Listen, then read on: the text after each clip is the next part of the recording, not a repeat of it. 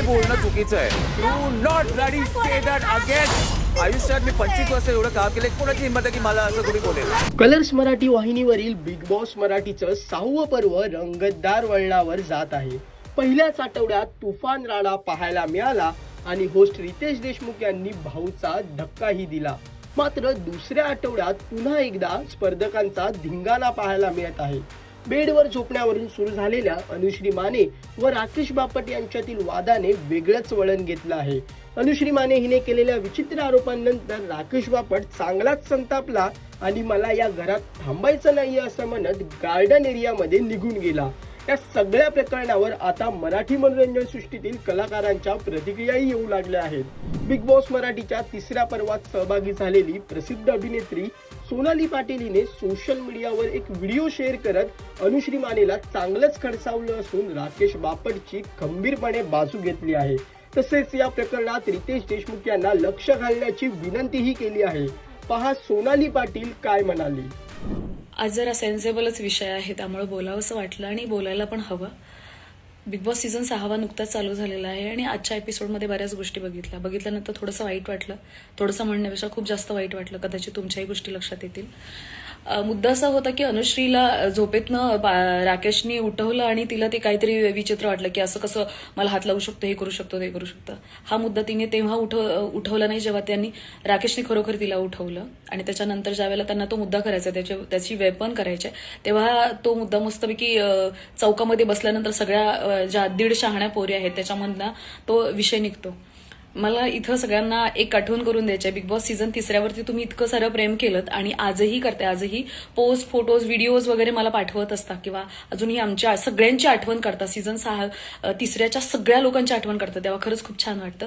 तेव्हा एक अशी सेम घटना घडलेली. कॅरेक्टर असॅसिनेशन, जेव्हा आपल्याला हेतू नसताना सुद्धा आपल्याला लक्षात पण नसतं कुठली गोष्ट की आपण कसा कुणाला हात लावतोय, टाळी वाजवतोय, दंगा करतोय, एकमेकांच्या अंगावरती पडून हसतोय किंवा काय. तिकडे विकास पाटील होते, मी आवर्जून ही गोष्ट सांगेल. मिनल शहा होती, आजही ते माझे चांगले मित्र आहेत. विकास पाटील म्हणजे माझा घरचा भावापेक्षा सुद्धा असं जास्त वगैरे, मी त्याच्यावर तर असं कुस्ती बिस्ती केली. कदाचित तो असेल 85 पेक्षा जास्त दिवस झाले असतील, if I am not wrong, जास्त दिवस झालेले. आणि तेव्हा एखादी व्यक्ती असं सावडीला म्हणते की माझं कॅरेक्टर असॅसिनेशन केलं जातं तिथे, की अननेसेसरी टच केला. आणि सेम गोष्ट आहे की राकेशने मला हात नाही लावायला पाहिजे ना, तो मला हात कसा लावू शकतो. जर तुम्ही एवढ्या काचके गुडिया आहात ना तर तुम्ही घरामध्ये बसा.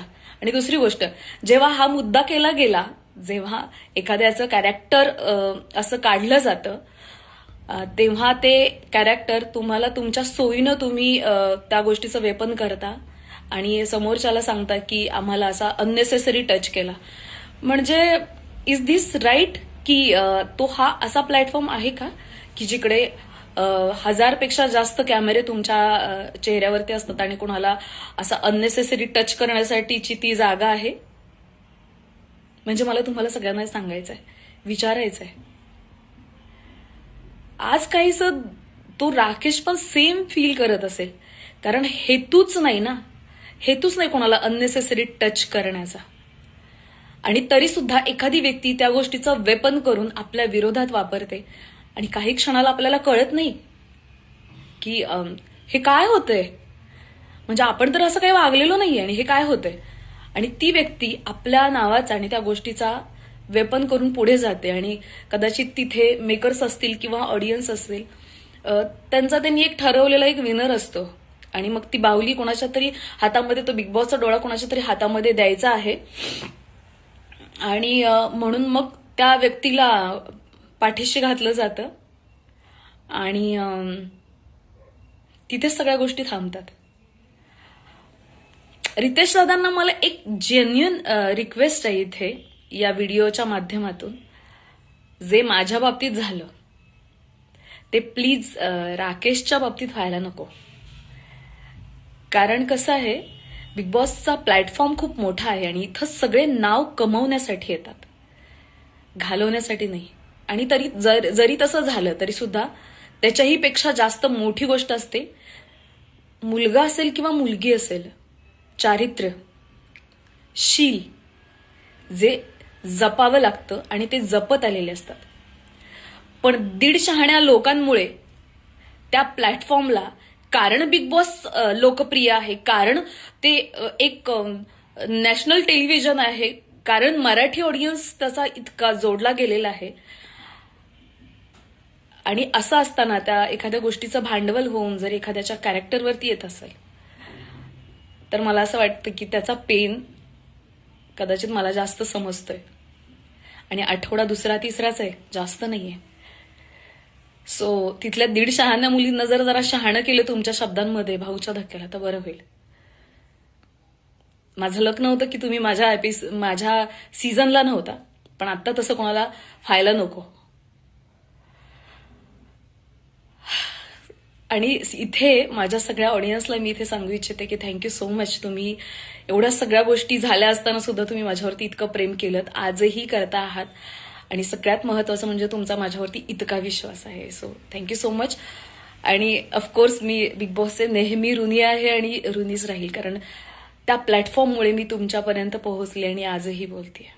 दरम्यान मी झोपली असताना राकेशने माझा हात खेचला असा आरोप अनुश्री माने हिने केला असून माझ्या परवानगीशिवाय माझ्या शरीराला कोणीही हात लावू शकत नाही असंही तिनं म्हटलंय. या वादात रुचिता जामदार हिने उडी घेत अनुश्रीची पाठराखण केली असून पोरींना विदाऊट हात लावायचा नसतो असं रुचिता म्हणत आहे. मात्र दीपाली सय्यद आणि घरातील इतर सदस्य राकेश बापट पाठीशी खंबीरपणे उभे राहिले आहेत. हे जरा अति होतंय असं दीपाली सय्यद यांनी म्हणत अनुश्रीला समजावण्याचा प्रयत्न केला आहे. तसेच राकेश बापट हा जेंटलमन असून हा विषय वेगळ्या दिशेने नेला जातोय असं स्पष्ट मत तन्वी कोलते हिने व्यक्त केलं आहे. या प्रकारानंतर प्रेक्षकांकडूनही संताप व्यक्त करण्यात येत असून अनुश्री मानेवर टीका करत राकेश बापट याची बाजू घेतली जात आहे. या सगळ्या प्रकारानंतर अभिनेता सागर कारंडे अनुश्री माने व रुचिता जामदार यांना समजावून सांगताना आणि आपलं मत मांडताना बिग बॉस मराठीच्या घरात काय म्हणाला पहा. दादा ऐक, मी आधी त्याला काय कुठल्याही बोलले? माणसाला इवन उद्या मला जरी बोलली असतीस ना, मलाही वाट अरे आम्ही तुम्हाला बहिणीसारखे मानतो यार, वेळोवेळी आम्ही समजावलं आणि तुम्ही म्हणता यार हात लावायचा नाही. आम्ही काय इथे हात लावायला आलो काय? कोणाचाही असेल रे, कुणाचे कॅरेक्टर कुणाच्या कॅरेक्टरवर जायची गरजच नाहीये इथे. गेलेच नाहीये, पण त्या परमिशनचं होतं. ती कुठली मुलगी असती तरी मी मुलीला तेच बोललं असतं. मी तुला एवढंच म्हणतोय की इथे प्रत्येक जण गेम खेळायला आलाय आणि हा मुद्दा नाहीये. हा मुद्दा काढायची गरज नाही. तुला वाईट वाटलं, हिला वाईट वाटलं, तुला वाईट वाटलं, त्याच वेळी बोलायला पाहिजे होतं तुम्ही की यापुढे जरा लक्षात ठेवा. त्यानंतर पूर्ण दिवस जातो, हे जातं, ते कितीतरी तास लोटतात, त्यानंतर तुम्ही बोलता आत्ता आणि जेणेकरून आता विषय वेगळा चाललाय, इथून तिथे कसा विषय जातो. त्यांचा एक्सपिरियन्स इतक्या वर्षाचा आहे. ऑफकोर्स बिग बॉस मलाच बोलणार, कारण की एक्सपिरियन्स, कारण की मी आत्ता आली आहे, कारण मी फ्रेशर आहे. पण किती वेळा मला रितेश भाऊ जरी बोलले तरी मी बोलतील माझं इंटेन्शन ते नव्हतं म्हणजे नव्हतं. I stand by it. भाऊ बोलले तरी आणि अख्खं घर माझ्या अगेन्स्ट असलं तरी. प्रेक्षक हो, अनुश्री माने आणि राकेश बापट यांच्यातील वादाबद्दल तुम्हाला काय वाटतं हे आम्हाला कमेंट करून नक्की कळवा. प्रेक्षक हो, बिग बॉस मराठीच्या 6व्या पर्वाचे सर्व एपिसोड्स कलर्स मराठी वाहिनीवर आणि जिओ हॉटस्टारवर दररोज रात्री 8 वाजता पाहायला मिळणार आहेत. तसेच कोणताही एपिसोड जिओ हॉटस्टारवर कधीही पाहता येईल. हा व्हिडिओ तुम्हाला कसा वाटला हे आम्हाला कमेंट करून नक्की कळवा. आणि मनोरंजन क्षेत्रातील महत्त्वाच्या घडामोडी जाणून घेण्यासाठी लोकमत फिल्मीला सबस्क्राईब करायला विसरू नका. पाहत राहा लोकमत फिल्मी.